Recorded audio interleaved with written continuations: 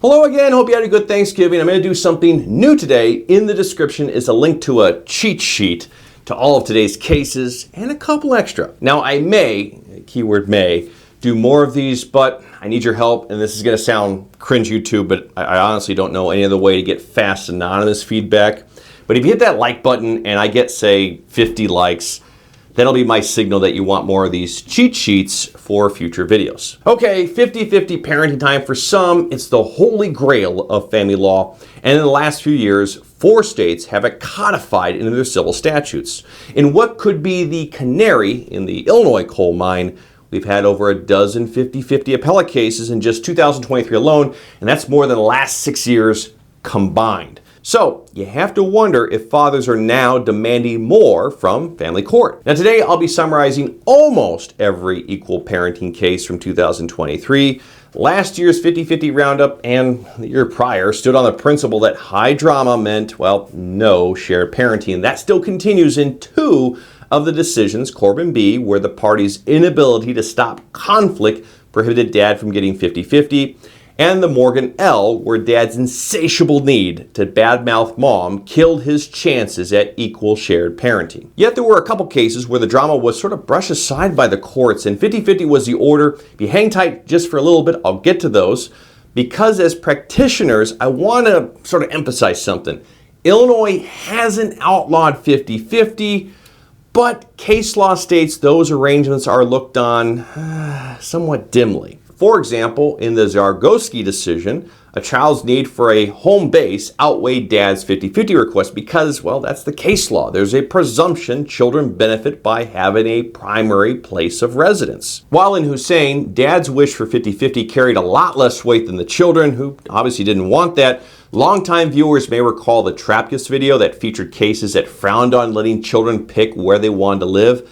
But, well, those cases are old as dirt. The kids in Hussein were teens and times are changing. Moving on to Rabbit, it was close to 50-50. I think mom got like 55-45. This was despite the GAL and 60410 saying 50-50.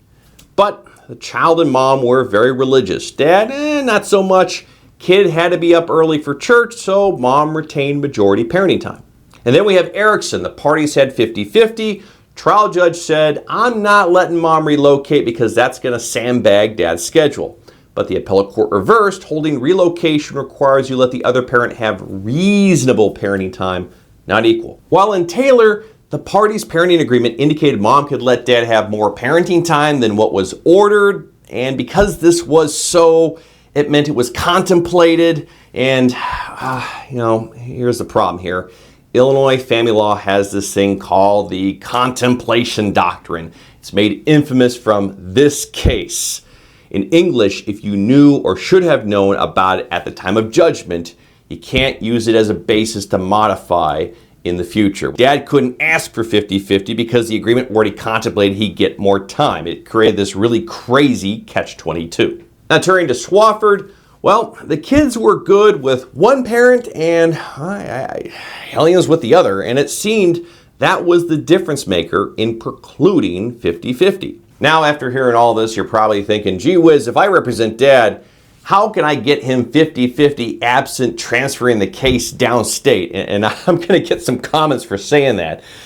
So before you start typing, ProRes is still Illinois' kind of quintessential 50-50 case, which rewards fathers if there's good logistics and cooperation. And to throw fathers another tiny bone, there are some recent cases that have upheld 50-50 despite some drama or minor logistical impediments. Demonstrating that small bumps in the road won't stop 50-50 are Nana W. and Barnett. In Nana W., mom tried to frustrate dad's involvement, but the award of 50-50 was upheld. Also, it didn't help mom that she had these sporadic residency issues either, something practitioners might want to remember if they have a case involving a, well, Rolling Stone parent. And rounding out our last case in Barnett, mom alleged dad was doing drugs or alcohol or roids.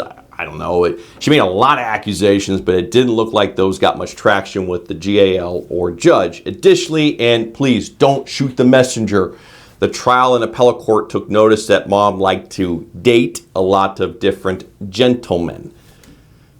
Be that as it may, 50-50 was the order. Now, obviously, what I do is no substitute for reading the cases, but if you're super duper lazy, again, the cheat sheet link is in the description below.